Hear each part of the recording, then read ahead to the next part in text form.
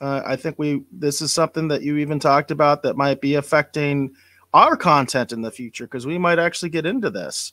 So for anybody that didn't know, and by the way, I find this really crazy that I learned about this like Monday. Um, we talk about this all the time. This actually leads into a larger discussion because, you and I, Dave, we talk a lot about the weird things that AT&T, Warner Brothers, however you want to refer to that Goliath, the weird business decisions that they make. Now, this is a good decision. Okay, so we criticize Warner Brothers quite a bit, and AT&T, which is their parent company. We criticize them a lot on this show because they make questionable decisions. This decision is not questionable, this decision right here. So this is from Engadget. Babylon 5 Remastered is now available to buy, or you can stream it on HBO Max. And it says the show has been rescanned from the original film negatives, and the SD CGI sequences have been upscaled. And I want to put this out there. I was able to watch a little bit of Babylon 5 before I came on the air because I wanted to see how it looks on my 4K TV, and I have a 4K TV. Okay, so I put on HBO Max. I checked it out, and the way that I got into Babylon 5, as I mentioned, I didn't watch it when it first came out. I got into it fairly recently when it was on Comet. Comet is a over-the-air broadcast like sub channel. And they had Babylon 5 for like a year and a half, and then it went away. And I was kind of like, why did they take Babylon 5 away? This is why. They decided to put it on HBO Max. And what's really neat is, when we were talking about Babylon 5 versus Deep Space Nine, I mentioned that one of the problems with Babylon 5 is the effects don't hold up very well. It was some very early CG, and they don't really hold up very well over time. Well, that was based on what I saw on Comet. I have to tell you, it looks really good on HBO Max. So I'm going to give it to Warner Brothers and AT&T on this one because in my opinion, I watched it and on my 4K television, and it looked so much better than what I saw on Comet. I mean, so much better. I was really impressed, and it's funny because they talk about like they upscaled it or whatever. You know what I think they really just did is they just did color correction. They just darkened it because that's what it needed.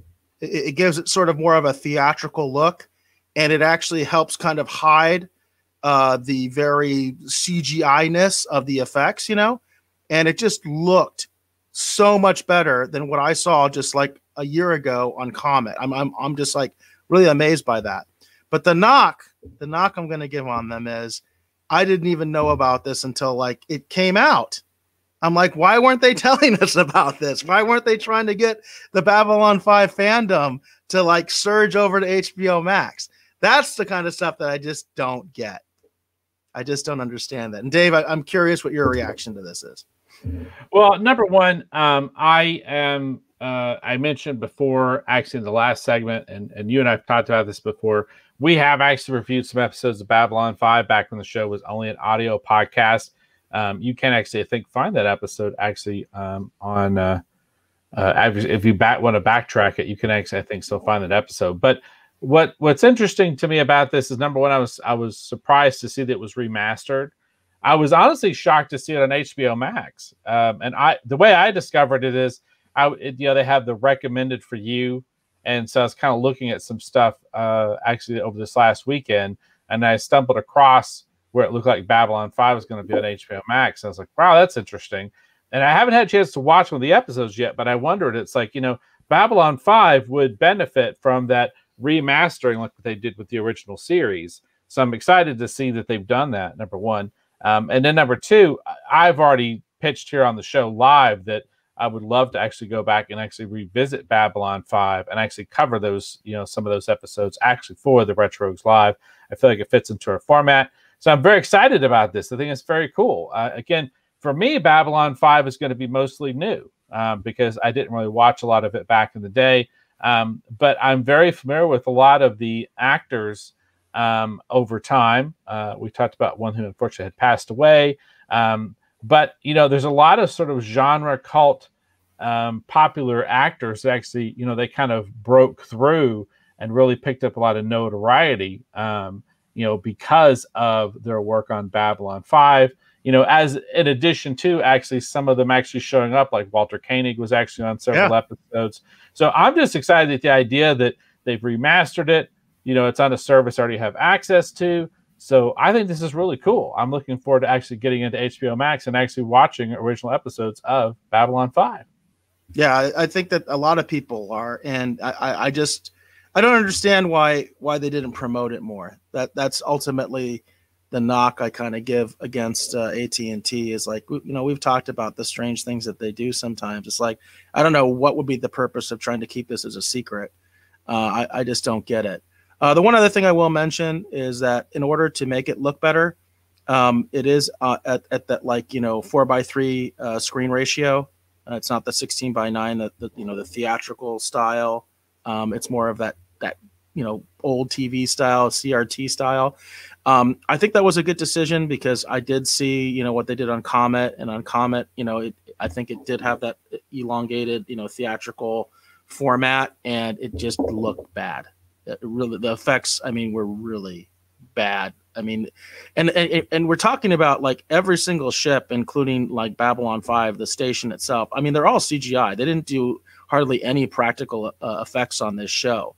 It was all CGI. And so it's like if one of them looks bad, they all look bad, So I do think it was a wise decision, but just a warning to some of you that aren't used to watching shows like that might be a little bit jarring for you on your big screen TV. Yeah, and then to close out this segment here real quick, I think that John has a really interesting comment there. Says now they need a high-res Voyager. And that's interesting, but for me, I really want to see a high-res version actually of Deep Space Nine too. Yeah, I agree with you there. I have to agree with you, Dave. John, I've mentioned before, I'm not a huge Voyager fan. I don't hate it. I'm not saying I hate it. I'm not a hater with a Voyager. But I mentioned I didn't really support Deep Space Nine all the way through when it first came out. I really didn't. I left somewhere around like end of season 2, maybe beginning of season 3, because I was like, I can't take this anymore. I really think this show is nowhere near as good as Next Gen. But later on, I discovered season 4 when Worf came and the Dominion War, and I really dig it. And I love Deep Space Nine. And I agree with Dave. I would love to see a high-res version of Deep Space Nine. Yeah, and to be honest with you, if they did a high-res version of Voyager, I would give Voyager a second shot, John. So I would definitely be interested to actually revisit it. I feel like in the wake of the more recent Trek stuff, which again, I quite liked season 2 of Discovery. I really disliked Picard. But if they were to do the remastered treatment with Voyager, I think that'd be fun. I'd be down for that. I'd watch it. I feel like for me, I'd prefer to see Deep Space Nine. But why not both? There you go. How about that, everybody? Why not both? Right? Money. Why not? That's why not both. Money.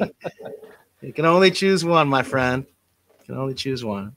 Well, I'm more of a I say why not both. So that's where I'm going to fall on this particular topic. Let's do both. Why not? Let's do both. Very cool. But no, I think this is exciting. Do you have anything else you want to cover for Streaming Wars, or do we think that's good? Well, John mentions that he says I think fans are trying to remaster both Voyager and Deep Space Nine using neural networks to artificially bump up the res.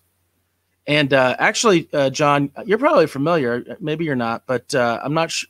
My understanding is, what's it called? The documentary. I own it. I actually bought it from the late great Aaron Eisenberg. I bought it from him personally. Is it the things you leave behind or something like that? What you leave behind. The what you leave behind documentary.